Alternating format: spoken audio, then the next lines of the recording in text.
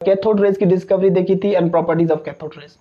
तो आज हम करने जा रहे हैं डिस्कवरी ऑफ पॉजिटिव रेज। तो पॉजिटिव रेज को जो डिस्कवर किया that is a scientist Eugen Goldstein. Scientist ने इन 1886 में यानी कि पॉजिटिव रेज को डिस्कवर किया। अच्छा, पॉजिटिव रेज को डिस्कवर किया by using discharge tube experiment. Discharge tube experiment की मदद से पॉजिटिव रेज को डिस्कवर किया गया। वही डिस्चार्ज ट्यूब जो हमने कैथोड की डिस्कवरी में यूज किया था, मगर यहां पर साइंटिस्ट ने कुछ मॉडिफिकेशन किया। क्या मॉडिफिकेशन किया students? This is a discharge tube. ये यहाँ पर हमारे पास दो इलेक्ट्रोड्स हैं। एक को हमने पॉजिटिव टर्मिनल से कनेक्ट किया जिसे हम कह रहे हैं एनोड, और दूसरे को हमने negative terminal of the battery से कनेक्ट किया जिसे हम कह रहे हैं कैथोड। मगर यहां पर जो कैथोड यूज किया student that is a perforated cathode. ठीक है, यानी कि प्लेट टाइप्स का कैथोड जिसके अंदर होल्स प्रेजेंट है। और इसके अलावा यहां पर हमने जो गैस ली दैट इज हाइड्रोजन गैस, और ये हाइड्रोजन गैस के एटम्स होंगे। वैसे तो बिलियंस ऑफ हाइड्रोजन के एटम्स होंगे, मगर यहां पर हमने आपको समझाने के लिए 3 एटम्स बनाए। इसी तरीके से डिस्चार्ज ट्यूब के अंदर जो प्रेशर लिया गया that is 0.01 torr, that is a pressure. और जब यहां से इस बैटरी को 5000 वोल्टेज टू 10,000 वोल्टेज दिए गए तो क्या हुआ स्टूडेंट्स? कैथोड में से इलेक्ट्रॉन्स इमिट हुए और वो इलेक्ट्रॉन जाकर हाइड्रोजन के एटम को हिट किए, जिससे क्या होगा कि हाइड्रोजन के ये जो इलेक्ट्रॉन है ये नॉक आउट हो जाएंगे, यानी कि हाइड्रोजन के इलेक्ट्रॉन आउट एटम में से निकल जाएंगे बाहर। यहां से इसमें से भी ये हाइड्रोजन का इलेक्ट्रॉन निकल जाएगा और इसमें से भी, यानी कि हाइड्रोजन के शेल खत्म हो जाएगा। अब ये जो इलेक्ट्रॉन्स हैं ये एक रेज बनाकर, ये जो इलेक्ट्रॉन एक रेज बनाकर एनोड की तरफ आएंगे। अब ये इलेक्ट्रॉन्स रेज बनाकर एनोड की तरफ आ रहे हैं। These rays is known as cathode rays. इस रेज को हमने नाम दिया था कैथोड रेज। अब ये जो पॉजिटिव केटायंस बनी है हाइड्रोजन की, ये केटायंस जो है स्टूडेंट्स यहां से केटायंस पॉजिटिव है किसकी तरफ मूव करेंगी? कैथोड की तरफ। और इन होल्स में से यहां से ये पास आउट होगी और यहां पर एक रेज बनाएंगी जिसे हम नाम देंगे पॉजिटिव रेज। और इस पॉजिटिव रेज को हम कहेंगे canal raise. Canal raise student क्यों? क्योंकि यहां पर ये कैनाल्स में से पास आउट हो रही है।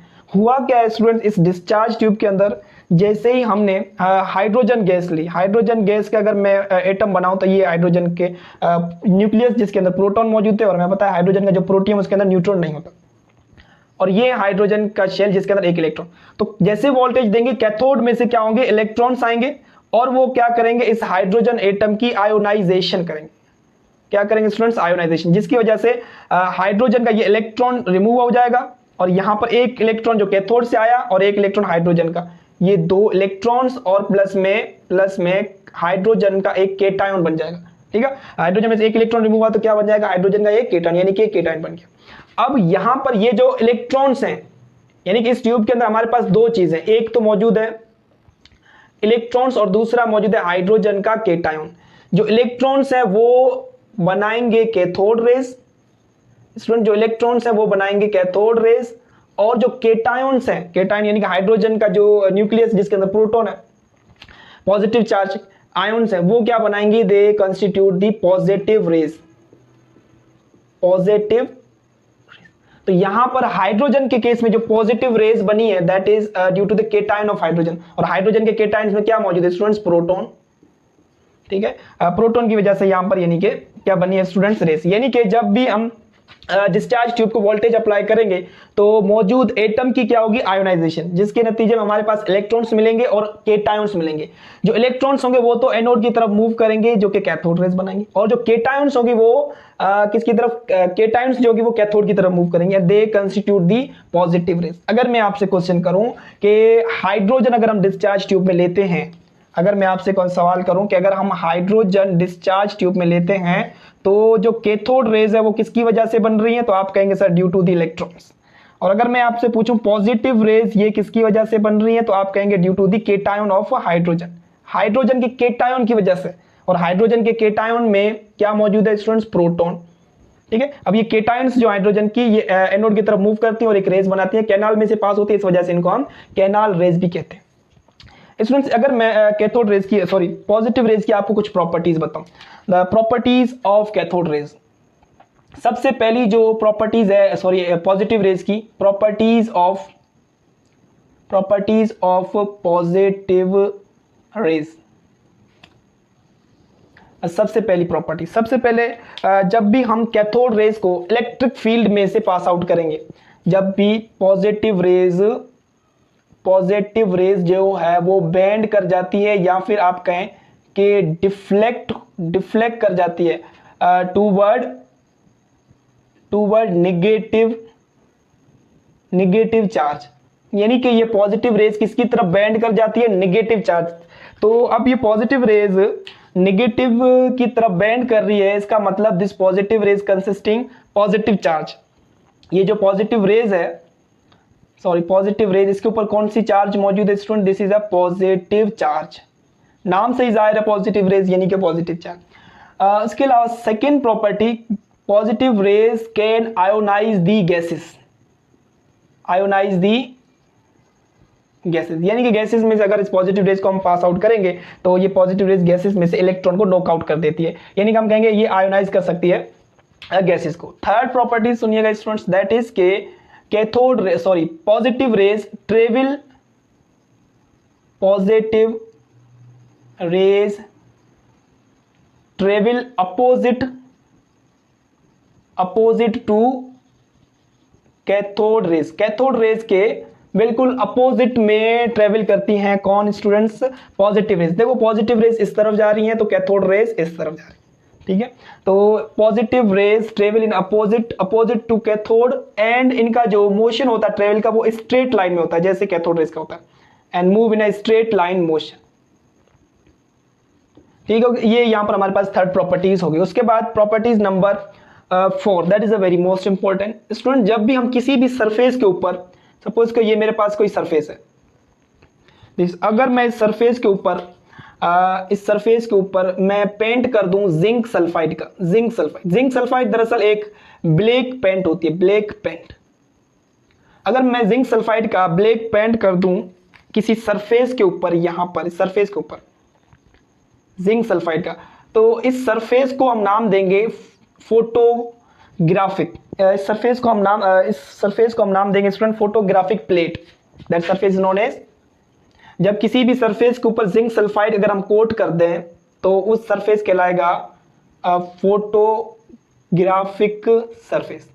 और जब भी पॉजिटिव रेज, जब भी सपोज को ये पॉजिटिव रेज है फोटोग्राफिक प्लेट पे हिट करेंगी, फोटोग्राफिक सरफेस पे हिट करेंगी, दे प्रोड्यूस दी फ्लैश, एक चमक रोशनी प्रोड्यूस होती है जब पॉजिटिव रेज हिट करेंगी फोटोग्राफिक प्लेट के ऊपर, दे प्रोड्यूस दी फ्लैश, यानी कि we can say positive rays cast flash, positive rays produce flash when hit to zinc sulfide coated surface, यानी कि जब हिट करेंगे ऐसे सरफेस से जिसपे जिंक सल्फाइड की कोटेड है, जिंक सल्फाइड अटैच है, तो वहां पर दे काज दी फ्लैश, ठीक हो गया स्टूडेंट। और दूसरी यहां पर मोस्ट इंपोर्टेंट एमसीक्यूज यहां पर देखिएगा, जब भी स्टूडेंट्स पॉजिटिव रेज कैथोड में से पास होगी तो यहां पर ये जो गिलास है यहां पर पॉजिटिव रेज हिट करती हैं and they produce the fluorescence of reddish colour, यानी कि पॉजिटिव रेज का जो फ्लोरेसेंस होता है गिलास के अंदर रेडिश कलर का होता है, और कैथोड रेज जब यहां पर एनोड पे हिट करेंगी तो फ्लोरेसेंस प्रोड्यूस होगा, that is greenish. That is also MCQ students कि कैथोड रेज कौन सी फ्लोरेसेंस प्रोड्यूस करती है डिस्चार्ज ट्यूब के अंदर, तो ग्रीनिश। पॉजिटिव रेज कौन सी फ्लोरेसेंस प्रोड्यूस करती है डिस्चार्ज ट्यूब के अंदर, तो आप कहेंगे रेडिश, ठीक होगा स्टूडेंट्स। और अनदर, अब देखें यहां पर अगर हमने यहां पर हाइड्रोजन लिया है, इस बात को समझिएगा स्टूडेंट्स, हाइड्रोजन मैंने यहां पर लिया है, तो हाइड्रोजन लेने से इस डिस्चार्ज ट्यूब के अंदर हमारे पास दो रेजेस है, एक है कैथोड रेज और दूसरा हमारे पास है स्टूडेंट्स पॉजिटिव रेज। अच्छा, कैथोड रेज किसकी वजह से बना, this is due to the electrons की वजह से, और पॉजिटिव रेज किसकी वजह से student, that is a cation of hydrogen, hydrogen की केटायन की वजह से, और हाइड्रोजन की केटायन में क्या है, ओनली प्रोटॉन। अगर मैं कैथोड और पॉजिटिव रेज, कैथोड रेज और पॉजिटिव रेज का चार्ज टू मास रेशियो पूछूं आपसे, E/m, E for students charge और M mass, charge to mass ratio cathode rays का और पॉजिटिव रेज का। अब देखें कैथोड रेज इलेक्ट्रॉन की वजह से होती है, और पॉजिटिव रेज केटायन की वजह से होती है। तो चार्ज इसके ऊपर भी +1 चार्ज है ना, क्योंकि हाइड्रोजन का एक इलेक्ट्रॉन यानी कि नॉकआउट हुआ है, तो +1 चार्ज है। तो चार्ज तो दोनों पे सेम है, यानी कि अगर मैं लिखूँ चार्ज ऑफ इलेक्ट्रॉन तो मैं लिखूंगा 1.69 × 10⁻19 कूलम, और अगर मैं इस केटायन की चार्ज लिखूंगा फिर भी 1.69 × 10⁻19 कूलम। तो चार्ज सेम है दोनों की, डिफरेंट क्या आएगा स्टूडेंट्स, मास का। अब जैसे इलेक्ट्रॉन का मास और यहाँ पर प्रोटॉन का मास। अब देखें charge to mass ratio E/m ratio, किसका ज्यादा होगा किसका कम होगा? तो सिंपल सी बात है सर, E/m रेशो ज्यादा होगा जिसका मास कम हो, जिसका मास कम होगा उसका E/m रेशो ज्यादा होगा। अब आपसे अगर मैं पूछूं इलेक्ट्रॉन और प्रोटॉन इन दोनों में से मास किसका कम है, तो आप कहेंगे सर इलेक्ट्रॉन का मास कम है। इलेक्ट्रॉन का कितना मास कम है? तो हमें पता है कि इलेक्ट्रॉन का 1836 times less mass than proton. Proton से 1836 टाइम्स कम है।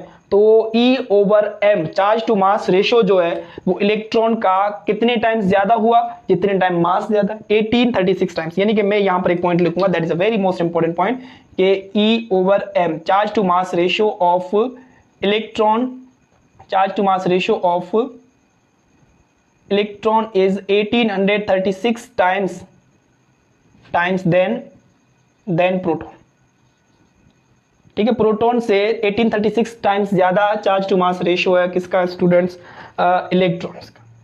अब उसके बाद अगर स्टूडेंट्स यहां पर हमने हाइड्रोजन गैस ली, एक वेरी मोस्ट इंपॉर्टेंट प्रॉपर्टी, अगर मैं क्या करूं, मैं डिस्चार्ज ट्यूब के अंदर हाइड्रोजन गैस की बजाय मैं एक और गैस ले लूं, ये last property that is very most important property, इसको समझिएगा।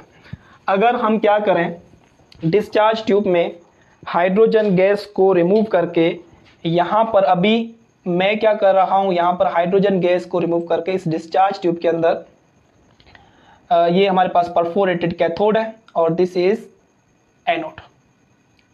ठीक है, इस एनोड को पॉजिटिव टर्मिनेट से कनेक्ट किया हुआ है बैटरी के और कैथोड को नेगेटिव टर्मिनेट से, और यहाँ पर हमारे पास एक साइड ट्यूब है, साइड ट्यूब। ठीक हो गया स्टूडेंट्स। अब यहां पर इसके अंदर अब हम जो गैस ले रहे हैं student that is oxygen gas, oxygen gas. अब ऑक्सीजन गैस होगी तो ऑक्सीजन के एटम्स मौजूद होंगे। अब मैं यहां पर ऑक्सीजन का एक एटम बनाने जा रहा हूं, एक एटम बनाऊंगा स्टूडेंट्स आपको समझाने के लिए। देखिए ऑक्सीजन का हमारे पास ये है न्यूक्लियस जिसके अंदर प्रोटॉन न्यूट्रॉन, और ऑक्सीजन का ये फर्स्ट शेल, ठीक है, जिसमें 2 इलेक्ट्रॉन्स। ठीक हो गया, और ऑक्सीजन का ये सेकेंड शेल यानी कि जिसके अंदर 6 इलेक्ट्रॉन्स मौजूद है। ठीक है, एटॉमिक नंबर जो है ऑक्सीजन का 8 है, तो कितने इलेक्ट्रॉन्स होंगे लास्ट शेल में, 6 इलेक्ट्रॉन्स। अब क्या होगा, जैसे ही इस बात को समझिएगा ध्यान से, जैसे ही हम वोल्टेज सप्लाई करेंगे तो यहां से कैथोड में से इलेक्ट्रॉन आएगा और वो इलेक्ट्रॉन ऑक्सीजन के एटम में से एक इलेक्ट्रॉन को नॉकआउट कर देगा। अब जिसकी वजह से यहां पर देखें स्टूडेंट्स, मैं यहां पर बना रहा हूं, ये हमारे पास ऑक्सीजन का न्यूक्लियस प्रोटॉन और न्यूट्रॉन, फर्स्ट शेल जिसमें ये 2 इलेक्ट्रॉन्स, सेकेंड शेल तो 4 और ये 6 इलेक्ट्रॉन। अब क्या होगा, यहां से ये कैथोड रेज, सपोज करो ये हमारे पास कैथोड रेज है, परफोरेटेड कैथोड रेज। वोल्टेज देंगे तो पता है ना, करंट वोल्टेज से इलेक्ट्रॉन्स कैथोड में से मूव करते हैं, तो वो इलेक्ट्रॉन्स क्या करेंगे, इस ऑक्सीजन एटम से एक इलेक्ट्रॉन नॉकआउट कर देंगे, यहां से एक इलेक्ट्रॉन रिमूव हो जाएगा। तो एक इलेक्ट्रॉन कैथोड रेज का और एक यानी कि ऑक्सीजन एटम में से रिमूव हो गया, तो कितने इलेक्ट्रॉन्स हो गए, 2। और साथ में हमें यहां पर मिलेगा केट आयन, ऑक्सीजन का केट आयन। अब ऑक्सीजन का केट आयन कौन सा है, वो केट आयन जिसके ऊपर यहां पर ये केट आयन जिसमें ये प्रोटॉन न्यूट्रॉन और फर्स्ट शेल में 2 इलेक्ट्रॉन्स। अब लास्ट शेल में टोटल 6 थे, अभी एक नॉकआउट हो गया था, अभी कितने बचे स्टूडेंट्स, यहां पर हमारे पास 5 इलेक्ट्रॉन, और इसके ऊपर कौन सी चार्ज आएगी, +1, ये हमारे पास केटायन हो गया। अब ये केटायन जो है इस कैथोड की तरफ मूव करेगा ये केटायन, और जिसकी वजह से यहां पर एक रेज बनेगी, जिस रेज को नाम देंगे हम स्टूडेंट्स पॉजिटिव रेज। ठीक, अब यहां पर ये जो पॉजिटिव रेज बन रही है, ये जो पॉजिटिव रेज बन रही है किसकी वजह से बन रही है, तो आप कहेंगे sir this is cation of oxygen, oxygen के केटायन की वजह से बन रही है। और इसके अंदर ये इलेक्ट्रॉन्स यानी कि एनोड की तरफ मूव करेंगे तो यहाँ पर ये क्या बनाएंगे, ये बनाएंगे कैथोड रेज, कैथोड रेज। अब बात को समझिएगा स्टूडेंट्स, यहाँ पर ऑक्सीजन अगर हमने डिस्चार्ज ट्यूब के अंदर गैस चेंज कर दी तो पॉजिटिव रेज बन रही है केटायन ऑफ ऑक्सीजन, और ऑक्सीजन के केटायन में क्या चीज मौजूद है स्टूडेंट, प्रोटॉन मौजूद है। कितने प्रोटॉन्स मौजूद है, तो 8 प्रोटॉन्स। कितने न्यूट्रॉन्स मौजूद है, 8 न्यूट्रॉन्स। कितने इलेक्ट्रॉन्स मौजूद है, 7 electron. This is a cation of oxygen. यहां पर पॉजिटिव रेज के पास 8 प्रोटॉन, 8 न्यूट्रॉन और 7 इलेक्ट्रॉन्स हैं, और अगर हमने हाइड्रोजन रखी थी तब कितने प्रोटॉन थे, 1 प्रोटॉन थे। यानी कि पॉजिटिव रेज की नेचर डिपेंड करती है डिस्चार्ज ट्यूब के अंदर प्रेजेंट मटेरियल की, कि कौन सा मटेरियल ले रहे हैं। अगर आप हाइड्रोजन लेंगे तो positive rays is due to the proton, अगर आप ऑक्सीजन लेंगे तो positive rays is due to the cation of oxygen, और that cation contain 8 proton, 8 neutron और 7 इलेक्ट्रॉन्स। अब यहां पर इस डिस्चार्ज ट्यूब में जहां पर आपने ऑक्सीजन ली है तो यहां पर कैथोड रेज भी बनी है और यहां पर स्टूडेंट पॉजिटिव रेज भी बनी है। कैथोड रेज किसकी वजह से बनी है, तो कैथोड रेज तो सर यहां से इलेक्ट्रॉन्स की वजह से बनी, और पॉजिटिव रेज किसकी वजह से बनी है स्टूडेंट, यहां पर केटायंस की। केटायन किसका, ऑक्सीजन का, जिसके पास प्रोटॉन्स 8, न्यूट्रॉन्स 8, इलेक्ट्रॉन्स 7। यानी कि हाइड्रोजन के केस में देखो यहां पर जो कैथोड रेज बनी थी वो किसकी वजह से, इलेक्ट्रॉन की वजह से। यहां पर भी कैथोड रेज किसकी वजह से, इलेक्ट्रॉन। यानी कि cathode rays does not depend upon the material inside the discharge tube. मैं ये पॉइंट लिखूंगा कि कैथोड रेज जो है, cathode rays does not depend upon material inside discharge tube. Discharge tube के अंदर कौन सा मटेरियल है उस पर डिपेंड नहीं करती कौन सी रेज, कैथोड रेज। बट अगर बात करते हैं पॉजिटिव रेज की, तो positive rays depend upon the material present in discharge tube. यहां पर पॉजिटिव रेज प्रोटॉन की वजह से थी, अब यहां पे पॉजिटिव रेज है केटायन की वजह से, जिसके अंदर 8 प्रोटॉन, 8 न्यूट्रॉन और 7 इलेक्ट्रॉन्स। अगर हम और गैस ऐड कर दें तो इसकी नेचर यानी कि अलग अलग हो जाएगी। यानी कि सिंपल कहें तो जो पॉजिटिव रेज होती है वो डिस्चार्ज ट्यूब के अंदर मौजूद मटेरियल पे डिपेंड करती है। पॉजिटिव रेज जो होती है वो डिस्चार्ज ट्यूब के अंदर मौजूद मटेरियल पे डिपेंड करती है। तो हम कहेंगे nature of positive rays depend upon the material present in discharge tube. अब स्टूडेंट्स अगर मैं आपसे कहूं कि मुझे चार्ज टू मास रेशियो बताएं, charge to mass ratio of, अब यहां पर जो हमने पॉजिटिव रेज ऑक्सीजन की वजह से आई इसका चार्ज टू मास रेशियो, और यहां पर जो प्रोटॉन की वजह से यानी कि पॉजिटिव रेज इसका चार्ज टू मास रेशियो किसका ज्यादा होगा, यानी कि E upon F charge to mass ratio of cation of oxygen and cation of hydrogen. ठीक है, तो अगर मैं आपसे पूछूं केटायन ऑफ ऑक्सीजन और केटायन ऑफ हाइड्रोजन, इन दोनों में से चार्ज टू मास रेशियो किसका ज्यादा होगा, तो मैंने पॉइंट लिखा था चार्ज तो दोनों पे सेम होगी, इसके ऊपर भी +1 चार्ज थी, इसके ऊपर भी +1 चार्ज, तो चार्ज सेम है। चेंज क्या होगा students, mass. Cation of oxygen के अंदर प्रोटॉन कितने, 8, न्यूट्रॉन कितने, 8 और इलेक्ट्रॉन्स कितने स्टूडेंट्स, 7। और यहां पर केटायन ऑफ हाइड्रोजन के अंदर प्रोटॉन 1, न्यूट्रॉन 0, इलेक्ट्रॉन तो है ही नहीं 0। ठीक है, तो अब इसका मास तो बहुत कम होगा, इसका मास बहुत ज्यादा होगा, तो कहेंगे कि ये इसको अगर हम B नाम दें और इसको A, तो हम कहेंगे charge to mass ratio of B is greater than A। B का ज्यादा होगा A से, इसका चार्ज टू मास रेशियो ज्यादा होता है, क्यों, क्योंकि मास कम है इसलिए। ठीक है, बात ये MCQs भी आता है स्टूडेंट्स के आप बताएं चार्ज टू मास रेशियो किसका ज्यादा होगा। मैं यहां से कुछ ऑप्शन दे रहा हूं आपको और आप बताएं चार्ज टू मास रेशियो।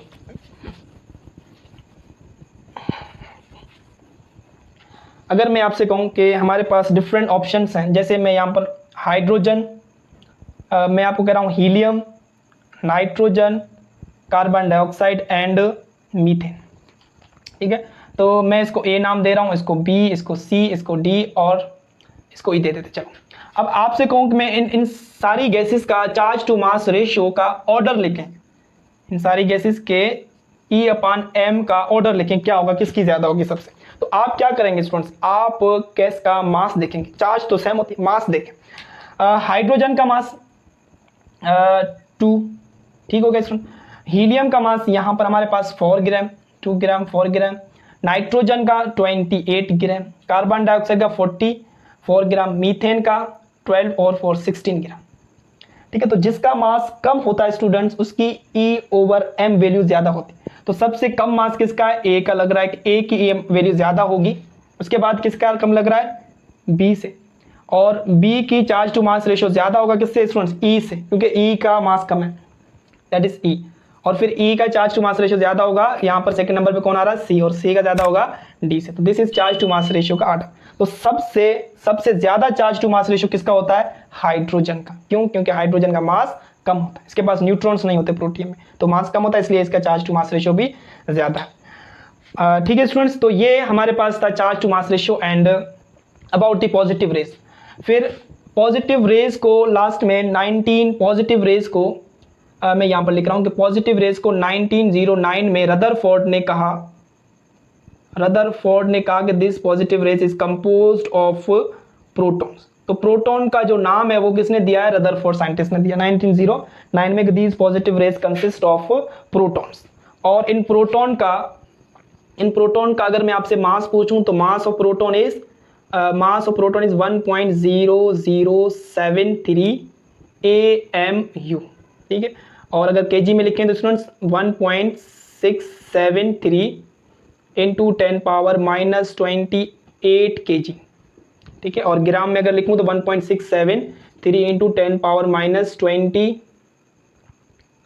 -27 और यहाँ पर 24 ग्राम। तो this is the mass of proton. और चार्ज कितनी होगी, चार्ज तो वही जो इलेक्ट्रॉन के ऊपर है, 1.6 into 10 power -19 coulomb. This is a charge of protons. ठीक है स्टूडेंट्स, तो ये थी डिस्कवरी ऑफ पॉजिटिव रेज और properties of positive raise. I hope कि आपको समझ में आया होगा। तो अल्लाह हाफिज, टेक केयर। तो इंशाल्लाह फिर कल जो हमारा जो नेक्स्ट लेक्चर होगा उसमें हम लेके आएंगे about discovery of neutron and properties of neutrons. तो अल्लाह हाफिज।